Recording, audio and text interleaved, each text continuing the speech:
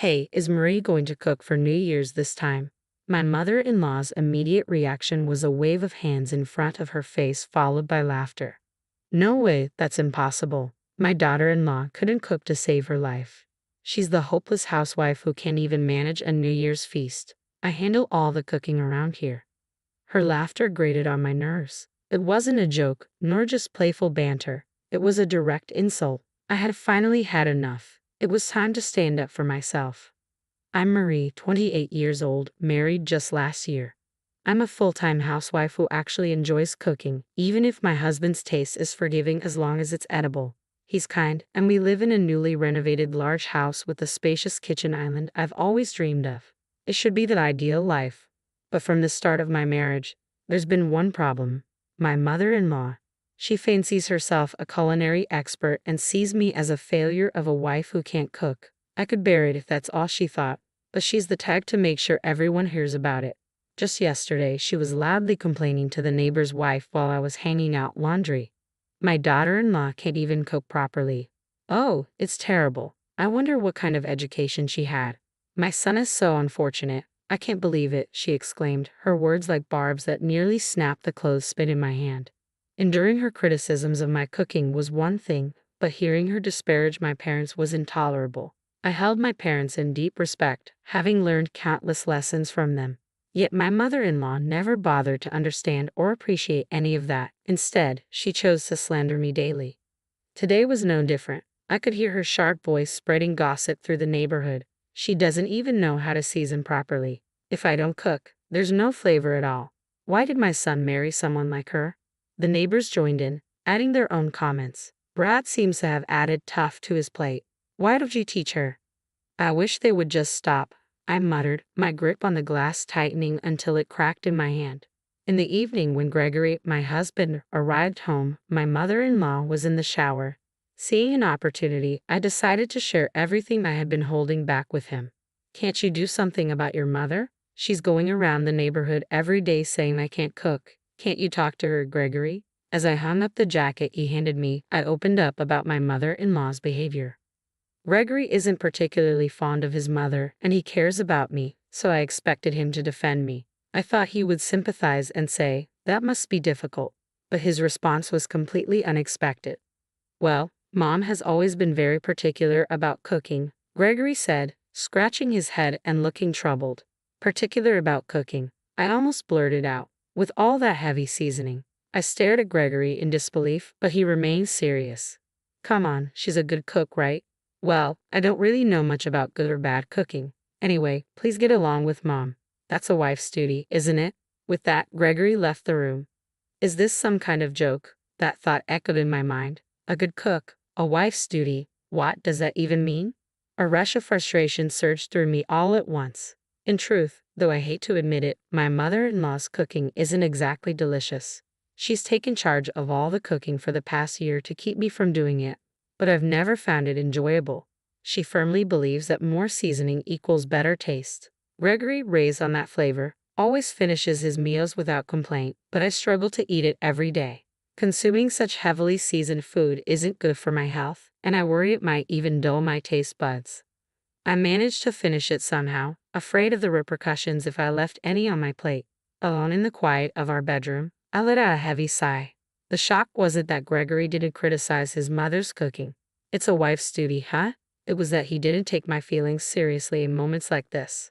I longed for the taste of my parents' home cooking.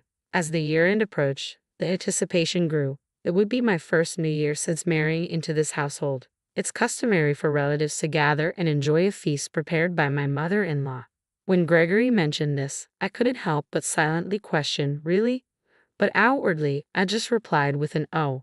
The relatives who come every year to savor my mother-in-law's cooking must be accustomed to it by now, but I couldn't shake the feeling of sympathy for them.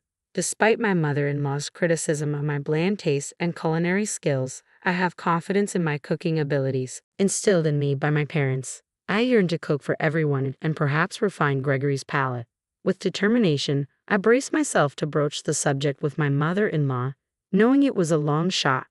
Mother-in-law, regarding the New Year's celebration feast. Here's the plan. I called out to her as she energetically pulled out large plates and pots in the kitchen, I'll help too. But when my mother-in-law turned around, her expression already signaled refusal. Marie, you can't even cook properly.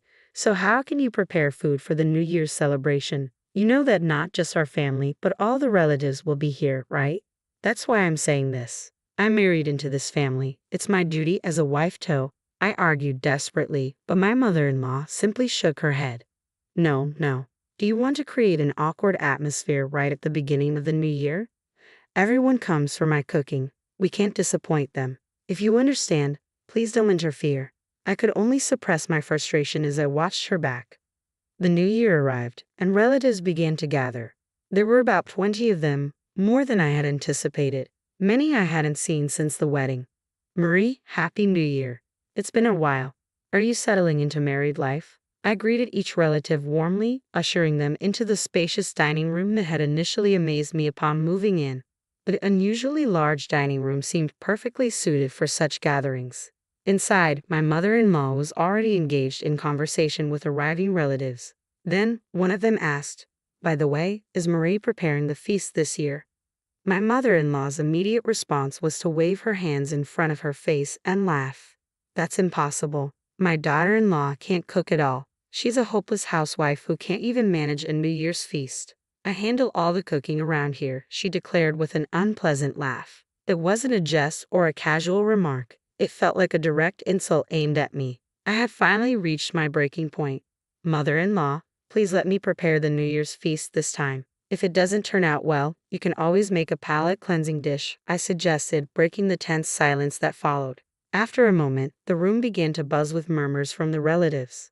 "Well, I certainly don't want a disappointing meal, but they say practice makes perfect, right? All right, fine. If it doesn't work out, Frida can step in." My mother-in-law finally relented, sensing the tide of opinion among the relatives shifting towards giving me a chance. "Very well then, Marie, you can take the reins this year." Her words carried a hint of reluctance. "But remember, I could always step in. Ladies and gentlemen, indulge this hopeless housewife's whims for once." Oh, I have plenty to say about this. My heart swelled with pride at the opportunity to showcase my cooking skills in front of everyone. It was time to turn the tables. All that remained was to give it my best shot. The meal turned out perfectly. As the beautifully arranged feast sat on the large platter, exclamations of admiration filled the room from our relatives. "Wow, it looks delicious. Well done, Marie. This isn't something just anyone could pull off." Amidst such praise, my mother-in-law, who had returned from shopping for the palate-cleansing dish, glanced at my spread. "It looks all right, I suppose, but it's probably bland." She emphasized the word probably, clearly reluctant to give credit. Then she added pointedly, "Well, I better get started on the palate-cleansing dish," and hurried into the kitchen. Disregarding her, I busied myself distributing paper plates and forks to the relatives. "Please, everyone, enjoy." Even as my mother-in-law headed towards the kitchen, her attention remained fixed on us. The relatives, in turn, accepted the food and sampled it. "This is," someone murmured, their voice quivering. My mother-in-law chuckled with apparent satisfaction. "See, I told you. This is why she's the incompetent daughter-in-law. Everyone, you don't need to force yourselves to eat. I'll prepare the palate-cleansing dish right away." Her tone was triumphant, but it was swiftly drowned out by sounds of delight. "This is the first time. I've never tasted New Year's food this delicious. It's restaurant quality. It's even better, like a meal from a fancy hotel." "Marie, where did you learn to cook like this?" My mother-in-law stood amidst the lively crowd, stunned into silence. With everyone's attention fixed on me and no one paying heed to my mother-in-law, I made up my mind to reveal the truth to everyone. My family owns a renowned French restaurant celebrated for its authentic cuisine, even recognized in the Michelin Guide. My father, now the fifth generation overseeing all culinary operations, and my mother, from a lineage of chefs, wholeheartedly supports him. Growing up, I absorbed the art of cooking by observing my parents. By the time I reached upper elementary school, I was earnestly learning from them. Though my brother is poised to inherit the restaurant, and despite my new life after marriage, the culinary knowledge passed down from my parents remains a source of pride within me. That's why I couldn't tolerate my mother-in-law's dismissive remarks and actions undermining my culinary skills. Denying my cooking is tantamount to denying my parents and the restaurant that has been our family's legacy for generations. I did mention this before we got married. Mother-in-law. My mother-in-law, often dismissive and condescending, seemed to view me merely as the daughter of a small countryside restaurant. And Gregory, indifferent to food, probably couldn't discern the difference between a family-run establishment and authentic French cuisine. I sometimes wonder why I married into this family, I muttered to myself. When I turned to the voice calling me, several pairs of eyes met mine, hesitant yet expectant. Can we have seconds? I want more too. Despite the generous portions of the feast I had prepared, it had been completely devoured. Suddenly, a wave of happiness washed over me, and I could feel tears welling up. Receiving praise for my cooking should have felt routine, something I'd known before I got married. Yet over the past year, I seem to have forgotten that sensation entirely. Yes, I'll prepare more right away. With determination, I hurried out of the room, passing by my motionless mother-in-law. Come to think of it, she had bought some ingredients. Regardless, I was determined to serve these guests to the best of my abilities. Mother-in-law, I'll use these ingredients, okay? I announced, but received no reply. The groceries remained untouched in the kitchen. As I reached to inspect the contents of the supermarket bag, someone entered the kitchen.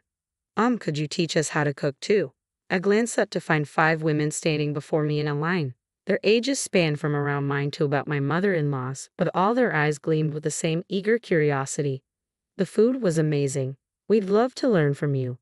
Looking back, those words must have stirred something within me. Teaching cooking had never crossed my mind before, but seeing their admiration and realizing I could make a difference, I felt a newfound desire to share my knowledge as much as possible. That's what went through my mind. With a smile, I gladly agreed, and the room erupted with excitement. Everyone discussed how they would impress their husbands by improving their cooking skills, and so the spontaneous cooking class commenced. Observing us intently from afar, my mother-in-law silently tidied up, and when the dishes were finished, they were met with even more praise. I must admit, Frida's cooking tends to be a bit salty for my liking. Marie's dishes are delicate and refined, truly professional French cuisine. Mila beamed with joy at the recognition and applause from everyone. I felt a bit uneasy around my mother-in-law and offered a faint smile, but she remained focused on cleaning up without interruption. Just as I pondered how to break the tension, Gregory delivered the decisive statement. I actually prefer Marie's cooking. Mom's strong flavors make me concerned about salt and health. Going forward, Marie should handle the cooking regularly. With those words, my mother-in-law appeared to be completely taken aback, and before long, she quietly withdrew to her room. Afterward, news of my cooking abilities spread among the relatives, and soon I began receiving requests to teach cooking classes. Initially hesitant, I recalled the joy of the impromptu New Year's cooking session and decided to accept, realizing people valued my culinary skills. Through word of mouth, my reputation grew rapidly, and I found myself featured in the media as a housewife renowned for cooking authentic French cuisine. Now, requests for my teaching come from across the country. Life is unpredictable, and this unexpected journey even led to a feature about me in a cooking magazine where I spoke with my father.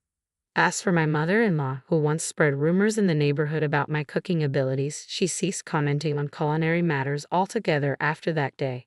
Gradually, she stopped cooking altogether, leaving me with full authority over meals in our home. Despite the busyness, we now live together peacefully.